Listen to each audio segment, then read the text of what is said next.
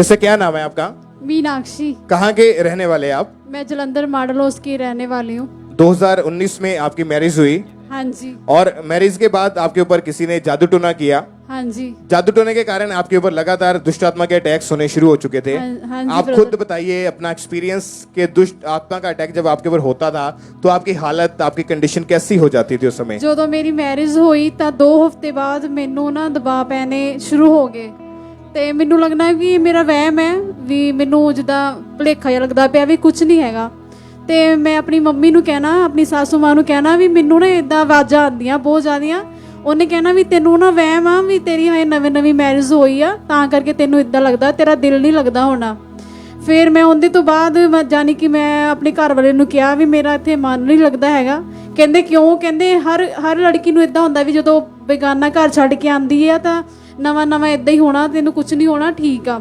ਉਹਦੇ ਤੋਂ ਬਾਅਦ ਮੈਂ ਫਿਰ ਜੋਬ ਤੇ ਲੱਗ ਗਈ, ਕਿਉਂਕਿ ਮੈਂ ਕੁਵਾਰੀ ਹੁੰਦੀ ਵੀ ਜੋਬ ਕਰਦੀ ਸੀ। ਜੋਬ ਤੋਂ ਜਦੋਂ ਮੈਂ ਘਰ ਆਉਂਦੀ ਸੀ ਤਾਂ ਮੈਂ ਰਾਤ ਨੂੰ ਸੌਂਦੀ ਹੁੰਦੀ ਸੀ, ਉਦੋਂ ਵੀ ਮੈਨੂੰ ਬਹੁਤ ਜ਼ਿਆਦਾ ਦਬਾਅ ਪੈਂਦੇ ਸੀਗੇ। ਤੇ ਮੈਂ ਕਿੰਨੀ ਵਾਰੀ ਮੰਮੀ ਨੂੰ ਕਹਿਣਾ ਵੀ ਮੰਮੀ ਮੈਨੂੰ ਦਬਾਅ ਪੈਂਦੇ ਆ। ਉਹ ਕਹਿੰਦੇ ਵੀ ਤੂੰ ਨਾ ਜਾਣ ਕੇ ਕੀ ਕਰਦੀ ਪਈ ਆ, ਵੀ ਤੇਰਾ ਦਿਲ ਨਹੀਂ ਲੱਗਦਾ ਪਿਆ ਤਾਂ ਕਰਕੇ।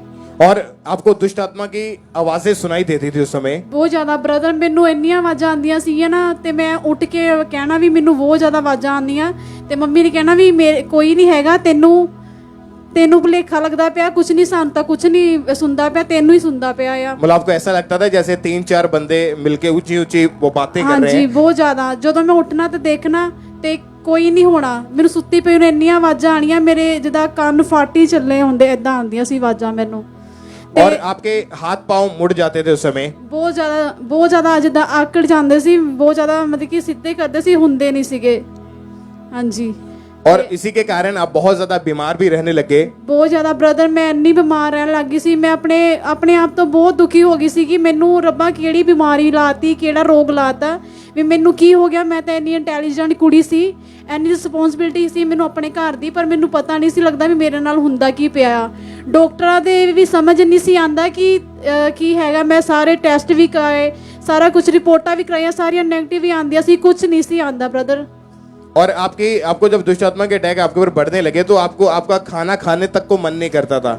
ਖਾਣਾ ਤੱਕ ਕਿ ਮੈਂ ਪਾਣੀ ਤੱਕ ਨਹੀਂ ਸੀ ਪੀਂਦੀ ਹੋਈ, ਮੈਂ ਚਾਚਾ ਕੇ ਚੀਜ਼ਾਂ ਮਾਰਦੀ ਸੀਗੀ। ਮੈਂ ਆਪਣੇ ਘਰਦਿਆਂ ਨੂੰ ਸੀ ਕਹਿੰਦੀ ਸੀ ਵੀ ਤੁਸੀਂ ਮੇਰੇ ਕੋਲ ਪਰੇ ਚਲ ਜਾਓ, ਮੇਰੇ ਕੋਲ ਪਰੇ ਚਲ ਜਾਓ, ਮੇਰੇ ਕੋਲ ਕੋਈ ਨਾ ਆਵੇ। ਮੈਂ ਆਪਣੇ ਆਪ ਨੂੰ ਕਮਰੇ 'ਚ ਬੰਦ ਕਰਦੀ ਸੀ, ਬੰਦ ਰਹਿਣਾ ਚਾਹੁੰਦੀ ਸੀ ਵੀ ਮੇਰੇ ਕੋਲ ਨਾ ਮੈਨੂੰ ਕੋਈ ਬੁਲਾਵੇ, ਨਾ ਮੈਂ ਕਿਤੇ ਜਾਵਾਂ, ਬਸ ਮੈਨੂੰ ਕਮਰੇ ਵਿੱਚ ਹੀ ਰਹਿਣ ਦਿਓ। और इसी कारण आप जब बीमारी आपके जीवन में बढ़ने लगी तो इसी कारण 4 बार आप हॉस्पिटल में एडमिट भी रह चुके थे? ਹਾਂਜੀ, ਮੈਂ 4 ਵਾਰ ਹਸਪੀਟਲ ਦਾਖਲ ਰਹੀ ਕਿਉਂਕਿ ਮੇਰੇ ਵਿੱਚ ਵੀਕਨੈਸ ਬਹੁਤ ਆ ਗਈ ਸੀ।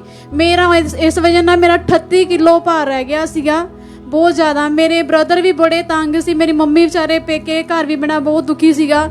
ਉਹ ਵਿਚਾਰੇ ਮੈਨੂੰ ਕਿੰਨੀਆਂ ਜਗ੍ਹਾ ਤੇ ਲੈ ਗਏ, ਸਿਆਣਿਆਂ ਕੋਲ ਲੈ ਗਏ, ਪੰਡਤਾਂ ਕੋਲ ਲੈ ਗਏ, ਕਿੰਨੀਆਂ ਜਗ੍ਹਾ ਤੇ ਲੈ ਗਏ। ਕੋਈ ਡਾਕਟਰ ਜਲੰਧਰ ਦਾ ਨਹੀਂ ਛੱਡਿਆ ਹੈਗਾ, कोई भी साइकोलॉजी जड़ा मैं नहीं छड्डिया हैगा। मतलब उसका जो असर था वो आपके दिमाग के ऊपर होना शुरू हो चुका था? बहुत ज्यादा। मैं इन्नी डिप्रेशन च हो गई सी, मैं घरों बाहर निकल के दौड़ती हुंदी सी तां मेरे भरा मैनू फड़ के लिआंदे सी, 4 भरा मैनू फड़ के ले आंदे सी, कहंदे तू तां पागल हो गई, तू सानू भी पागल कर देना आ। इन्ने रोंदे हुंदे सी, बहुत ज्यादा रोंदे हुंदे सी, कहंदे तू साडी लाडा ना पाली भैणा, तैनू की हो गया।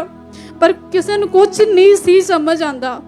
आपको साइकेट्रिस्ट के पास क्यों लेके जाते थे वो? क्योंकि सारे कहंदे सी इन्ने ना कोई दिमाग ते बोझ पा लिया, जां इहनूं कोई डिप्रेशन आ, इस करके इहनूं ना तुसीं दिमागी डॉक्टर नूं दिखाओ।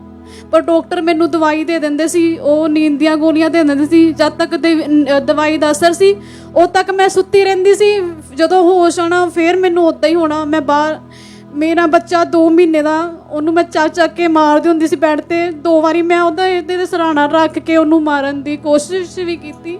ਮੈਂ ਕਿਹਾ ਮੇਰੀ ਜ਼ਿੰਦਗੀ 'ਚ ਕਿਉਂ ਆਇਆ, ਮੇਰੀ ਜ਼ਿੰਦਗੀ ਇੰਨੇ ਖਰਾਬ ਕਰਤੀ ਜਦ ਮੈਂ ਉਹਨੂੰ ਸਾਂਭ ਨਹੀਂ ਸਕਦੀ। ਮੈਨੂੰ ਕਿਉਂ ਇਹਨੂੰ ਜਿੰਦਾ ਨੂੰ ਮੈਂ ਮਾਰ ਹੀ ਦੇਣਾ। ਮੈਂ ਆਪਣੇ ਘਰ ਵਾਲੇ ਨਾਲ ਵੀ ਬਹੁਤ ਲੜਦੀ ਹੁੰਦੀ ਸੀ, ਬਹੁਤ ਜ਼ਿਆਦਾ।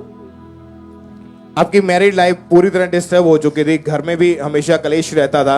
ਹਾਂਜੀ, ਮੈਂ ਸਾਰਿਆਂ ਨਾਲ ਲੜਦੀ ਸੀ। ਮੈਂ ਆਪਣੀ ਮੰਮੀ ਨਾਲ, ਆਪਣੇ ਸਹੁਰੇ ਨਾਲ, ਆਪਣੀ ਜਠਾਣੀ ਨਾਲ, ਸਾਰਿਆਂ ਨਾਲ ਲੜਦੀ ਸੀ ਕਿਉਂਕਿ ਸਾਰੇ ਖੁਸ਼ ਰਹਿੰਦੇ ਸੀ। ਮੈਂ ਇਕੱਲੀ ਆਪਣੇ ਅੰਦਰ ਬਹਿ ਕੇ ਰੋਂਦੀ ਸੀ ਕਿ ਸਾਰੇ ਖੁਸ਼ ਨੇ, ਹੱਸਦੇ ਨੇ, ਮੈਂ ਕਿਉਂ ਨਹੀਂ ਇਦਾਂ ਦੀ ਹੈਗੀ, ਕਿਉਂ ਇਦਾਂ, ਮੈਂ ਆਪਣੇ ਆਪ ਨੂੰ ਕਿਉਂ ਰੱਬ ਨੇ ਮੇਰੇ ਨਾਲ ਇਦਾਂ ਕੀਤਾ। मैं कल्ली अंदर बह बह के बस रोंदी रहंदी हुंदी सी। उस समय आपके मन में क्या आता था कि क्या करना चाहिए ਫਿਰ आपको ਮੈਨੂੰ आगे? ਲੱਗਦਾ ਸੀ ਵੀ ਮੇਰੀ ਜ਼ਿੰਦਗੀ ਹੁਣ ਖਤਮ ਆ, ਮੈਂ ਆਪਣੇ ਆਪ ਨੂੰ ਹੁਣ ਖਤਮ ਹੀ ਕਰ ਦਵਾਂ। 2-3 ਵਾਰੀ ਮੈਂ ਆਪਣੇ ਕਮਰੇ ਨੂੰ ਬੰਦ ਕੀਤਾ ਤੇ ਮੈਂ ਪੱਖੇ ਨਾਲ ਲਟਕ ਗਈ ਸੀ, ਪਰ ਮੈਨੂੰ ਆਪਣੇ ਬੱਚੇ ਦਾ ਧਿਆਨ ਆ ਗਿਆ।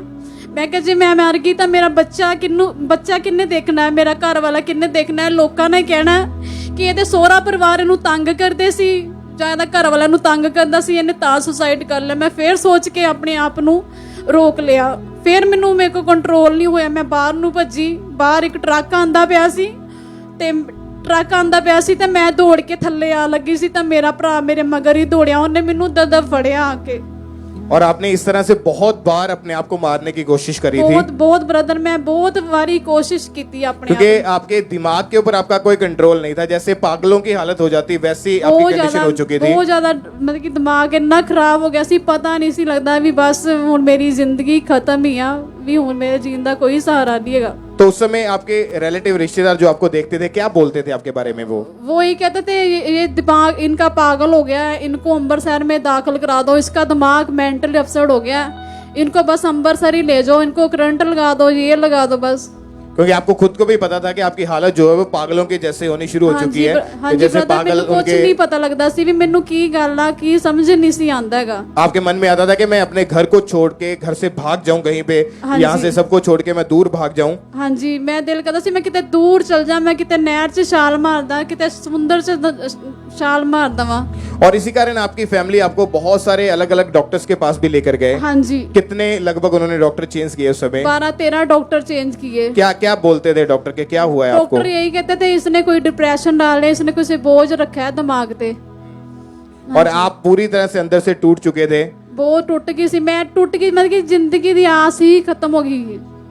और आपकी लाइफ में जब आपको कोई भी कहीं से भी आपको कोई ना चंगाई नजर आती थी ना छुटकारा नजर आता था, घर में भी आपकी मैरिड लाइफ डिस्टर्ब हो चुकी थी, साइकेट्रिस्ट के पास जा जाके थक चुके थे, पागलपन के अटैक होने शुरू हो चुके थे, आपके मन में आता था कि इस लाइफ से अच्छा है कि मैं अपने आप को मार ही दूं। हाँ जी ब्रदर, क्योंकि लोग भी आपको बोलना शुरू कर दिया था उन्होंने कि ये नाटक करती है, ये पागल है, इसको पागलों वाले हॉस्पिटल में छोड़ के आओ। फिर आपको यहाँ का खामरा चर्च के बारे में कैसे पता चला? क्रिसमस डे वाले दिन मैं अपनी भैन घर जाती पई हुशियारपुर, ਤੇ ਉੱਥੇ ਇਥੋਂ ਭੈਣ ਕੋਈ ਖਾਮਰੇ ਗਈ ਸੀ ਤੇ ਉਹ ਮੈਨੂੰ ਕਹਿੰਦੇ ਵੀ ਤੁਸੀਂ ਖਾਮਰੇ ਤੋਂ ਆਏ? ਮੈਂ ਕਿਹਾ ਨਹੀਂ, ਮੈਂ ਕਿਹਾ ਮੈਂ ਆਪਣੀ ਭੈਣ ਘਰ ਜਾ ਰਹੀ ਹਾਂ। ਤੇ ਪਤਾ ਨਹੀਂ ਕੀ ਹੋਇਆ ਬ੍ਰਦਰ, ਮੈਂ ਨਾ ਉਹਨੂੰ ਆਪਣੇ ਸਾਰਾ ਦੁੱਖ ਦੱਸਿਆ, ਮੈਨੂੰ ਇਦਾਂ ਦਾ ਕਰਕੇ ਪ੍ਰੋਬਲਮ ਆ, ਤੇ ਮੈਨੂੰ ਉਹਨੇ ਕਿਹਾ ਵੀ ਤੂੰ ਖਾਮਰਾ ਚਰਚ ਜਾ ਇੱਕ ਵਾਰੀ, ਤੂੰ ਮੇਰੇ ਕਹਿਣ ਤੇ ਜਾ, ਦੇਖੀ ਤੂੰ ਉੱਥੋਂ ਜ਼ਰੂਰ ਠੀਕ ਹੋਏਂਗੀ। ਤੇ ਉਹਦੇ ਤੋਂ ਬਾਅਦ ਫਿਰ ਮੇਰੀ ਚਾਚਾ ਇੱਥੇ ਆਂਦੇ ਨੇ ਤੇ ਮੈਂ ਉਹਨਾਂ ਨੂੰ ਫੋਨ ਕੀਤਾ ਵੀ ਚਾਚੀ ਜੀ ਮੈਨੂੰ ਲੈ ਕੇ ਜਾਓ ਖਾਮਰੇ, ਮੈਂ ਖਾਮਰੇ ਜਾਣਾ।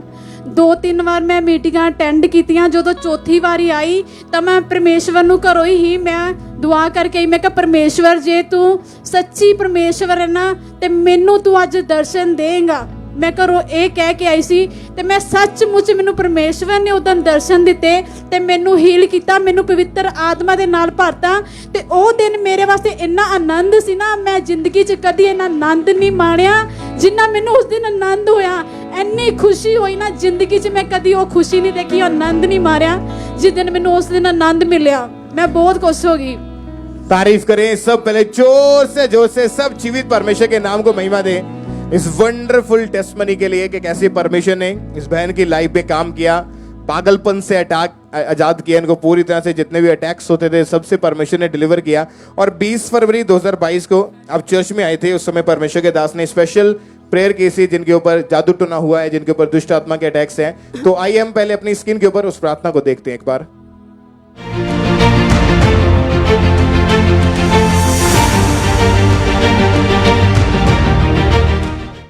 सर्वशक्तिमान परमेश्वर, तेरे जीवित नाम में जितनी अंधकार की शक्तियां पाप को लेकर, गंदगी को लेकर मेरी जिंदगी पे अटैक करती, जितनी अंधकार की शक्तियां मुझे पवित्र आत्मा से दूर करना चाहती, तोड़ दो उन्हें, पाप के कनेक्शन टूट जाए। Break it, break it, break it, break it. जादू की ताकत, टोने की ताकत, बीमारी की ताकत, ब्रेक करो, तोड़ो उसे, तोड़ो उसे, तोड़ो उसे, टूट जाए, टूट जाए, टूट जाए, टूट जाए, टूट जाए। और जब परमेश्वर के दास ने ये डिक्लेरेशन की, ये प्रार्थना की, उसके बाद से आप पूरी तरह से फ्री हैं अभी? हाँ जी ब्रदर, मैं बिल्कुल ठीक हाँ। मैनू 5 महीने हो गए आ। मैनू कोई दुश्मन अटैक नहीं, कोई मैनू कोई दर्द नहीं, कोई कुछ नहीं। मैं बहुत खुश हाँ। मैं सारा घर का काम करती हाँ, मैं अपने बच्चे नू भी सामभदी हाँ, मैं अपनी सस मां नू भी सामभदी हाँ। मतलब कि सारे खुश हाँ। मेरे पेका परिवार भी बहुत खुश है, इन्ने खुश ना, वो कहते तू पहला ना भी ज़्यादा सोहनी हो गई है, ते नाले तू तेरे च मतलब कि बहुत, मतलब कि मैं दस नहीं सकती, बहुत खुश ने सारे हुन। तारीफ करें सब जोर से जोर से जोर से, सब जीवित परमेश्वर के नाम को महिमा दे। हालेलुया। सब परमेश्वर की तारीफ करें, अपने हाथों को उठाते हुए जोर से परमेश्वर के नाम को महिमा दे। और आप सिस्टर उन लोगों को क्या मैसेज देना चाहते हैं जो लोग बीमार हैं या दुष्ट आत्मा के अटैक के नीचे, आप क्या बताना चाहते हैं? मैं ही कहना चाहनी हाँ भी प्रभु विच अड़े ते खड़े रहो, प्रभु ते विश्वास रखो, वो जिंदा खुदा है, वो सब नु हील करूंगा। तारीफ करें सब जोर से जोर से जोर से, सब परमेश्वर के नाम को महिमा दे। सब परमेश्वर की तारीफ करें। आज जो इंटरनेशनल चर्च ब्रांचेस हमारे साथ हैं, अगर आप सुन रहे हैं इन गवाहियों को, तो हमारा विश्वास है कि आज आपके बीच में से बड़े बड़े काम होंगे। परमेश्वर आपकी लाइफ में बड़े काम करेगा। आज आपके वहाँ पे चाहे जितनी भी दुष्ट आत्माएं या शैतान की जितनी भी चालें, आज वो खत्म होंगी। वो बीमारियां जो आपके शरीरों के ऊपर सालों से है, आज आप देखेंगे कि परमेश्वर आपको हील करेगा। आप आजाद होंगे और गवाही के साथ वापस आएंगे। सब जोर से थैंक यू जीसस बोलते हुए, सब परमेश्वर के नाम को महिमा दे तालियों के साथ, जोर से जोर से जोर से अपने हाथों को उठाते हुए, सब थैंक यू जीसस बोलते हुए, सब परमेश्वर के नाम को महिमा दे। अपने हाथों को उठाएं और सब परमेश्वर का थैंक्स करें इस छुटकारे के लिए, इस डिलीवरेंस के लिए।